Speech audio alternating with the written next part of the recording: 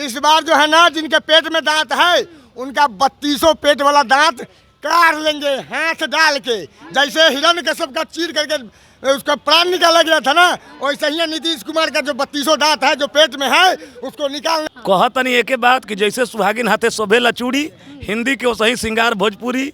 आ दिल्ली मुंबई या कलकत्ता चाहे रही है मंसूरी में पढ़िया लिखिए कौनो भाषा बतिया भोजपुरी में, चावल काँचा बा तब फ्राई करके देख लो, आ कन्हैया सर पर शक बता एक बेर सांसद बना के ट्राई करके देख लो। कि आप शराब को रोक नहीं पा रहे हैं बिकने से, तो आप इस्तीफा दे दीजिए ना, आप गिव अप करिए, आप छोड़ दीजिए। आपसे नहीं चल रहा ये बिहार राज्य, आपसे नहीं चला पा रहे हैं। जिसको आप बंद करते हैं वो कभी बंद ही नहीं होता है, और जो चीज़ आप शुरू करना चाहते हैं वो कभी शुरू ही नहीं होता। तो ऐसे मुख्यमंत्री का क्या फ़ायदा। तो ये जो कुर्सी प्रेम है ना, वो उनको बर्बाद करके रहेगा। 17-18 वर्षों से मुख्यमंत्री रहे हैं और आपको ये पता नहीं कि बिहार में किन किस जाति के लोग रहते हैं, कि जंगल राज में महिलाओं की कोई इज्जत नहीं थी, आज उसी जंगल राज के साथ वो जाकर मिल गए। नमस्कार, मैं प्रिया, आप देख रहे हैं द बिहार प्रोजेक्ट। हम अभी बीजेपी कार्यालय में मौजूद हैं और यहाँ पर जेडीयू के पूर्व राष्ट्रीय अध्यक्ष आज पहली बार बीजेपी में ज्वाइनिंग करने के बाद आरसीपी सिंह आए हैं, जिसको लेकर के बीजेपी पार्टी कार्यालय में भव्य आयोजन किया गया है और सजावट किया गया है। और इसको लेकर के आज मिलन समारोह भी रखा गया है बीजेपी कार्यालय में, जहां पर कई अन्य लोगों को भी पार्टी की में सदस्यता दी जाएगी। और इसके साथ ही जो कार्यकर्ता और समर्थक लोग हैं उनका भी हुजूम पड़ा। हम यहाँ पे लोगों से बात करेंगे और जानेंगे कि आखिर क्या माहौल है 2024 को लेकर के। आप लोग बीजेपी में ज्वाइन हुए हैं जेडीयू छोड़ करके, क्या मतलब उद्देश्य रहा बीजेपी में आने का? देखिए, उद्देश्य बहुत ही स्पष्ट था। जिन कारणों से हमने जदयू ज्वाइन किया, हम नीतीश जी के साथ गए थे, आज वो सारा मुद्दा ही ख़त्म हो गया। हम जिस जंगल राज के खिलाफ लड़ाई लड़ रहे थे, आज माननीय मुख्यमंत्री उसी जंगल राज में जाकर वापस मिल गए। तो मुझे नहीं लगता अब वो ऐसी पार्टी है जिसमें हमें सहयोग देना चाहिए। वो तो कहते हैं ना कि बीजेपी धर्म की राजनीति करती है, और एक तरह से जितने भी लोग हैं जेडीयू के वो भी यही आरोप लगाते रहते हैं बीजेपी पे हमेशा। देखिए, धर्म की राजनीति सिर्फ कह देने से तो होता नहीं है। अभी जैसे आप किस धर्म की बात करते हैं, अभी तो उनको ये पता नहीं है कि आप 17-18 वर्षों से मुख्यमंत्री रहे हैं और आपको ये पता नहीं कि बिहार में किस जाति के लोग रहते हैं। आप जातीय जनगणना कराने चले हैं, तो आप दूसरे दल पे ये तोहमत ना लगाएं, पहले अपने आप में झांके। और बीजेपी के साथ आज हमारा जो देश है वो 5वीं अर्थव्यवस्था में शामिल हुआ है, इससे कोई नकार नहीं सकता। तो मुख्यमंत्री तो बोल रहे हैं कि विपक्षी दल को एकजुट करेंगे और बीजेपी का सफाया कर देंगे। विपक्षी दल को एकजुट करने का जो वो अपनी सिर्फ कुर्सी के लिए निकले हैं ना, कि उनको प्रधानमंत्री बनना है, विपक्षी दल को वो एकजुट इसलिए करने में लगे हैं क्योंकि यहाँ की कुर्सी वो छोड़ना नहीं चाहते, और अगर ये छूट जाए तो उनको दूसरी कुर्सी मिल जानी चाहिए। तो ये जो कुर्सी प्रेम है ना, वो उनको बर्बाद करके रहेगा। आप बोल रहे हैं कुर्सी प्रेम, लेकिन वो बोलते हैं कि हम नहीं बनना चाहते प्रधानमंत्री, हम बस बीजेपी को हटाना चाहते हैं देश से, देश को बीजेपी मुक्त बनाना चाहते हैं, और इसकी शुरुआत कर्नाटक से हो चुकी है। तो वो जितनी कोशिश कर सकते हैं करें, और हम बीजेपी में रह के जितनी कोशिश कर सकते हैं इस देश को बचाने की, इस राष्ट्र को बचाने की, हम अपनी कोशिश करेंगे। जेडीयू छोड़ने की क्या वजह रही? मैंने पहले भी बताया है कि जिस महिलाओं के उत्थान की बात वो करते थे कि जंगल राज में महिलाओं की कोई इज्जत नहीं थी, आज उसी जंगल राज के साथ वो जाकर मिल गए। तो ये बहुत बड़ा मुद्दा है हमारे लिए। महिलाओं की एक तरह से नीतीश कुमार हमेशा बढ़ावा देते थे महिलाओं को लेकर के, और जब ऐसे खुद वो महागठबंधन में जाते हैं तो इसको लेकर के आप बोल रही हैं कि महिला विरोधी? हाँ, तो मैं बिल्कुल विरोधी सरकार की बात छोड़ दीजिए। शराबबंदी करवाए थे ना महिलाओं के लिए। आज आपको लगता है कि शराबबंदी हो चुका है? आज आपको ये आप बोल सकती हैं कि शराबबंदी पूर्णतः लागू हुआ है? मुख्यमंत्री जी तो हमेशा कहते हैं ना कि आप लोग तो देख ही रहे हैं ना, शराब तो बंदी है ही, तो फिर आप इतने कमज़ोर मुख्यमंत्री हैं कि आप शराब को रोक नहीं पा रहे हैं बिकने से, तो आप इस्तीफा दे दीजिए ना, आप गिव अप करिए, आप छोड़ दीजिए। आपसे नहीं चल रहा ये बिहार राज्य, आपसे नहीं चला पा रहे हैं। जिसको आप बंद करते हैं वो कभी बंद ही नहीं होता है, और जो चीज़ आप शुरू करना चाहते हैं वो कभी शुरू ही नहीं होता। तो ऐसे मुख्यमंत्री का क्या फ़ायदा। आप लोग अपनी पार्टी छोड़ करके आज बीजेपी में आए हैं, आप पहले किस पार्टी में? हम लोग पहले स्टूडेंट थे, उसके बाद हम लोग भाजपा ज्वाइन किए हैं। और सबका साथ सबका विकास का नारा लेकर हम वो काम करते हैं। सबका साथ सबका विकास, मुख्यमंत्री तो कहते हैं कि सिर्फ हिंदू और धर्म की राजनीति करते हैं बीजेपी वाले। नहीं, हम लोग सिर्फ हिंदू करते हैं। हिंदू मुस्लिम सिख ईसाई चारों धर्म का हम लोग राजनीति करते हैं। और नीतीश कुमार के रीजन में जितना भी धांधली हो रहा है स्टूडेंट के एग्ज़ाम के समय और मर्डर हो रहा है, हर जगह महंगाई बढ़ चुका है, बिहार में बहुत तरह से मुद्दा है वो विफल हो रहे हैं। क्या मुद्दा रहेगा? आप बीजेपी के अब कार्यकर्ता बन गए, एक तरह से बीजेपी में शामिल हो गए हैं, तो क्या लगता है क्या मुद्दा लेकर के आप लोग चलेंगे? हाँ चलेंगे, सबका साथ सबका विश्वास सबका विकास। बीजेपी का एक ही मंत्र है, सबका साथ सबका विकास और सबका विश्वास और सबका साथ। ये कितना दिखता है? मुख्यमंत्री तो बोल रहे हैं कि सिर्फ आजकल बजरंगबली, बजरंग दल और हिंदू मुस्लिम ही करने में लगे हुए हैं। मुख्यमंत्री तो कुछ भी बोलते रहते वो हैं। सिर्फ खाली मुद्दा भटकाते हैं बोलने के लिए, उनका पास कोई रीजन नहीं है बोलने के लिए। कहाँ विकास दिख रहा है बिहार में? शिक्षा कहाँ कुछ है? कुछ नहीं है, कुछ है कहीं है। हमारे बिहार के यशस्वी पलटू कुमार, पहले भाजपा भी तो सरकार में थी, तब क्यों नहीं उठाया शिक्षा को? भाजपा थोड़ी सरकार में थी, वो तो मुख्यमंत्री तो नीतीश कुमार थे ना। नीतीश कुमार थे मुख्यमंत्री ना, वो तो मतलब प्रत्यक्ष रूप थोड़ी थे वो। आप बताइए, आप लोग युवा हैं और आप बोल रहे हैं कि शिक्षा नहीं है। पहले तो बीजेपी भी सरकार में थी, सही बात है। पहले 9 गठबंधन महीने सरकार- पहले कहाँ थे आप लोग? नहीं, ऐसा थोड़ी है।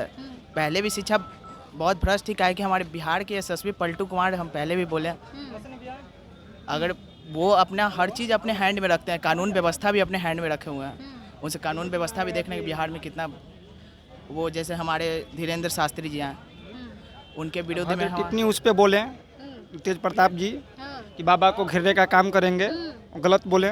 गलत बोले? हाँ बिल्कुल। कह रहे हैं कि बाबा चमत्कार कर दे, इतने चमत्कारी है तो गरीब को अमीर बना दे। क्यों नहीं आप बनाते? कमाइएगा नहीं, आप खाना नहीं बनाइएगा तो आपको खाना मिल जाएगा? हैं? नहीं ना मिलेगा, आपको कार्य करना पड़ेगा ना। हैं?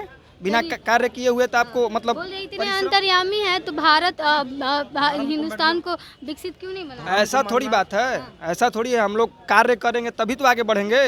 ऐसा अगर रहता तो सब लोग वहीं नहीं जाता। कह रहे हैं कि बिहारियों को पागल बोल के गए हैं बाबा। पागल प्रेम से आदमी बोलता है, हमको भी आप पागल बोल सकती हैं प्रेम से। पागल तो पूरा भारत को बोलते हैं, तो क्या पागल लोग बोल सकते हैं किसी को? पागल? हाँ प्रेम से लोग वो बोलते कह हैं। रहे हैं उनकी वो प्यार, आप लोग बोल रहे हैं कि प्यार है, लेकिन तेज प्रताप यादव तो कह रहे हैं ना कि बिहारियों को पागल बना के चलेगा। उनके भाई तेजस्वी यादव बोलते हैं कि हमारे यहाँ तो अनेकों आमंत्रण आते रहता है। वो तो ईगो में बात कर रहे थे। क्यों नहीं गए? क्या लगता है तेजस्वी यादव क्यों नहीं गए? नहीं गए, उनका अपना विचार नहीं है कि भगवान वो के भाजपा के प्रति। लिए आए थे। उनको यही लगा कि भाजपा के बाबा एजेंट हैं, ये हैं, वो हैं। कह भी रहे हैं ना, हाँ। सब तो कह ही रहे हैं आरजेडी वाले। ये बाबा किसी पार्टी के लिए नहीं है, हाँ। बाबा सिर्फ हिंदू के लिए हैं, हाँ। हिंदू सनातन धर्म के लिए है बाबा। किसी पार्टी में वो नहीं कह है। रहे हैं हिंदू राष्ट्र बना देंगे, हिंदू राष्ट्र बनाने की मांग। बाबा के लिए तो जो आरजेडी के भी लोग वहाँ गया था, जेडीयू के भी लोग गया था। मैं वहाँ 20 गाड़ी देखा जिसपे जेडीयू और आरजेडी का झंडा था। हर एक लोग वहाँ बाबा के मतलब गए। तो बाबा तो कह रहे हैं ना कि हिंदू राष्ट्र बना देंगे। हिंदू राष्ट्र बाबा अगर चाहे, बाबा तो बोल दिए उस दिन, आप सुनी ना कि बाबा घोषणा सिर्फ होना बाकी है। सुनी ना आप कि घोषणा होना बाकी है। सिर्फ घोषणा होना बाकी है। हाँ हाँ तो अभी तो धर्मनिरपेक्ष राष्ट्र है ना। हाँ ठीक है, लेकिन हिंदू राष्ट्र जल्द घोषित होगा। बाबा बोले ना कि जल्द घोषित होगा। 2027 तक एकदम फाइनल हो जाएगा। फाइनल हो जाएगा। ये बताइए कि हिंदू राष्ट्र घोषित होने से आपको क्या फायदा होगा? फायदा बहुत कुछ है। देखिए जैसे कि क्या है कि अभी पूछिए ना कि पाकिस्तान जो है वो मुस्लिम बहुल्य देश है, वहाँ मुस्लिम राष्ट्र घोषित है, तो वहाँ उनको क्या फायदा है? आए? जब से बना तब से आपका संविधान में ये है कि आपका संविधान कहता है कि भारत एक धर्मनिरपेक्ष राष्ट्र है और सभी धर्मों को समान रूप से आज़ादी है, समान रूप से अधिकार दिया गया है। मैडम, भारत के आसपास का क्षेत्र जितना है ना, आप उसको एक बार सर्वे कीजिएगा। जो अफगानिस्तान की राजधानी कहाँ है? काबुल। ये लौकुश के समय में, मर्यादा पुरुषोत्तम श्री राम के समय में अपना ही भारत का हिस्सा हुआ करता था। और जितने भी भारत के आसपास के क्षेत्र हैं, वो श्रीलंका जो दिखाई दे रहा है उसको प्रभु श्री रामचंद्र ने जीत करके और विभीषण को दान दे दिया था। तो इस तरह जितने हैं ना, सब कभी भारत के ही हिस्सा हुआ करते थे। आर्यावर्त कहलाती थी। सुने, यहाँ तक सारी दुनिया आर्यावर्त कहलाती थी। गंगा जमुना जैसी नदियाँ इसकी आरती करती थी। और त्याग तपस्या तपोभूमि का वासी बोल रहा हूँ मैं, डमरू के डमडम वाला कैलाशी बोल रहा हूँ मैं, हंस हंस चुमी वीरों ने फांसी बोल रहा हूँ मैं, हरिद्वार वृंदावन मथुरा काशी बोल रहा हूँ मैं। ये हिंदू बहुल्य देश है और हिंदू राष्ट्र घोषित हो रहा है तो क्या गलत है? कुछ गलत नहीं है। बिल्कुल गलत नहीं है। पार्टी के कार्यकर्ता बन चुके हैं। नहीं नहीं, इस तरह की बात हेलो, हम लोग स्टूडेंट्स हैं, किसी पार्टी के कार्यकर्ता नहीं हैं हम लोग। बीजेपी में क्या करेंगे? हाँ, हम लोग कन्हैया सर बीजेपी में ज्वाइन कर रहे हैं। हम लोग विजन क्लासेस के स्टूडेंट्स हैं। हम लोग अपने स्टूडेंट सर के साथ आए हैं। सर के साथ आए हैं। हाँ, हम लोग कट्टर समर्थक हैं कन्हैया सर को। अच्छा, उनको आप लोग जो कन्हैया जी को समर्थन में देने के लिए यहाँ पे आए हैं। अरे उनकी ईमानदारी, उनकी सिद्धांत, उनके व्यक्तित्व से हम लोग प्रभावित हैं। आज अगर सर जिस क्षेत्र में जा रहे हैं उनके हनुमान नहीं जाएंगे तो फिर सर अकेले पड़ जाएंगे। हम लोग क्यों नहीं जाएंगे? हम लोगों ने उनके साथ शिक्षा ग्रहण किया है। हम लोगों ने समाज को देखा है कि किस तरह से समाज को सर मोटिवेट करते हैं और हम लोगों को किस तरह से मतलब पढ़ाए हैं। आज दो रुपया कमा रहे हैं हम लोग वो सर के दिए हुए शिक्षा के बदौलत। आज सर को हमारी ज़रूरत पड़ जाए, हम लोग देश के युवा खड़े नहीं होंगे। बीजेपी के लिए कितने खड़े हैं आप लोग? बीजेपी के लिए 100% खड़े हैं। सर के लिए 200% खड़े हैं। शिक्षा भी डॉक्टर कन्हैया सिंह के लिए भावी सांसद उम्मीदवार आ रहा। हम लोग उनको आरा से सांसद के रूप में देखना चाहते हैं। अच्छा, आप लोग मांग कर रहे हैं उनको आरा से सांसद? कहत नहीं एक बात कि जैसे सुहागिन हाथे शोभेला चूड़ी, हिंदी के सही सिंगार भोजपुरी, आ दिल्ली मुंबई या कलकत्ता चाहे रही है मंसूरी में, पढ़िया लिखिया कौनो भाषा बतिया भोजपुरी में, चावल कांचा बा तब फ्राई करके देख लो, आ कन्हैया सर पर शक बता एक बेर सांसद बना के ट्राई करके देख लो।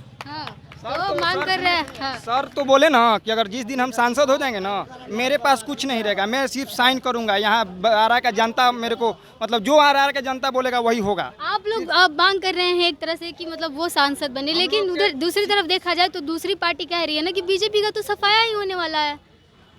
सफाया होने वाला 24 में कर्नाटक जाके देख लीजिए। अरे 24 में राम राज आने वाला है। कहाँ है भाई अयोध्या जी का जो है ना, अयोध्या जी में जन्मभूमि, राम जन्मभूमि का जो है ना, जैसा ये उद्घाटन हुआ पूरा देश, पूरा बिहार नहीं, यूपी नहीं, पूरा देश भाजपामय भगवामय हो जाएगा। मैडम जी आप कहाँ है? ये कर्नाटक ना है, बिहार है। एजा टक टक चलेला। 40 में 40 मैडम अभी जीतेंगे। कह रहे हैं कि कर्नाटक तो झांकी है, पूरा देश अभी बाकी और जो है। विपक्ष की पार्टी है, इधर आ जाइए, इधर आ जाइए। विपक्ष की जो पार्टी है, इसमें आप किसी एक का नाम लीजिए, मैं उसको चोर साबित करना चाहता हूँ, और नहीं तो बेईमान, नहीं तो चरित्रहीन साबित करना किसी चाहता को भी कर दीजिए। बोलिए। आज के डेट में आप लोग जाइए और नीतीश कुमार का सबसे बेटी पढ़ाओ बेटी बचाओ है ना, मुद्दा है ना, आए बेटी बचाओ बेटी पढ़ाओ में फिर से जाइए, बालिका गृह का समीक्षा कराइए। बालिका गृह में फिर से कांड होने लगा है। बालिका गृह में जब से बीजेपी से हटे हैं नीतीश बाबू, बालिका गृह का जो दुखद समाचार है, कभी राम जी का नाम लेके, कभी हनुमान जी का नाम लेके क्यों राजनीति होता है? राम जी के नाम पर और हनुमान जी के नाम पर इसलिए राजनीति करने का, क्योंकि लोगों का आस्था वही है। और जो आस्था से विकास हो जाएगा। विकास बीजेपी के राज्य में, आप किसी भी राज्य में चले जाइए, यूपी में चले जाइए, हरियाणा में चले जाइए, मध्य प्रदेश में चले जाइए, समझे कि नहीं, और उसके बाद आप चले जाइए उत्तराखंड में चले जाइए। आस्था से विकास हो जाएगा। शिक्षाविद डॉक्टर कन्हैया सिंह के लिए हम लोग आरा की मतलब 50% जनता प्रोफाइल हम लोग लगाए हुए हैं। डॉक्टर देखिए आप, शिक्षा भी डॉक्टर कन्हैया सिंह के कट्टर समर्थक, विजन क्लासेज, हम लोग डीपी व्हाट्सएप सभी भी, जब तक सर सांसद न बन जाए तब तक हम लोग हटा नहीं सकते हैं। हाँ, हम लोग का यही युवा का यही मांग है कि सर को आरा के लिए संसद बनाया जाए। कर्नाटक चुनाव के परिणाम में आप लोग देखें, वहाँ पाकिस्तान का नारा लगा, आप देखे ही होंगे। तो हमारा बीजेपी की जहाँ सरकार बनती है वहाँ एक भी व्यक्ति पाकिस्तान या हिंदुस्तान के बारे में अभद्र और पाकिस्तान के बारे में जयकारा लगाने वाले व्यक्ति का क्या होता है, क्या हश्र होता है। मिट्टी में मिला दिया जाता है लोगों को। कहाँ मिलाया जाता है? मिट्टी में मिला दिया जाता है बीजेपी के द्वारा। तो क्या सरकार और पार्टी का यही काम है कि मिट्टी में मिला देगी लोगों को? किसी जो लोग गलत करेंगे, वो बिहार हो, यूपी हो, देश हो, प्रदेश हो, उससे मतलब नहीं है। वो लोग मिट्टी में मिलने ही चाहिए। जनता की यही मांग है। हम जनता है, कार्यकर्ता नहीं। आप जाकर कहीं भी पता कर लीजिए। अब जनता है तो यहाँ पे क्या करने हैं? यहाँ देखने आए हैं कि लोग का क्या हिसाब किताब है। आप जैसे लोगों को कोई भटका तो नहीं रहा है। हम जैसे लोगों को कोई नहीं, आपको कोई भटकाया है कि नहीं भटकाया? आप लोग भटके हुए हैं, हम लोग नहीं भटके हुए हैं। हम जनता अपने जगह पर चले गए हैं। इस बार जो है ना, जिनके पेट में दांत है, उनका 3200 पेट वाला दांत काट लेंगे हाथ डाल के। जैसे हिरण्यकश्यप का चीर करके उसका प्राण निकाला गया था ना, वैसे ही नीतीश कुमार का जो 32 दांत है जो पेट में है उसको निकालने का काम यही जनता आप करेगी। बोल रहे हैं कि नीतीश कुमार का आप दांत निकाल लेंगे, नीतीश कुमार बोल रहे हैं कि आप ही को देश से निकाल देंगे। हमको हमारे नागरिकता के साथ हम हैं और हमारे नागरिकता को छीनने का पावर ये नीतीश बाबू है ना, इनके साथ पुष्ट खत्म हो जाएंगे, हमारे नागरिकता को टच नहीं कर सकते हैं। चलिए बहुत बहुत धन्यवाद। तो ये लोग थे बीजेपी कार्यालय में। आज जिस प्रकार से आरसीपी सिंह आए थे उनके समर्थन में लोग पहुंचे हैं। आज पार्टी कार्यालय में उनका स्वागत किया गया भव्य तरीके से। आरसीपी सिंह पहली बार ज्वाइनिंग के बाद पार्टी कार्यालय में पहुंचे थे और यहाँ पर उनके समर्थकों की जो भीड़ थी वो बहुत ज़्यादा बड़ी संख्या में देखने को मिली। और हमने जब बात की लोगों से तो क्या कुछ कहा लोगों ने आपने सुना। बहरहाल बने रहिए हमारे साथ, देखते थे बिहार प्रोजेक्ट। धन्यवाद।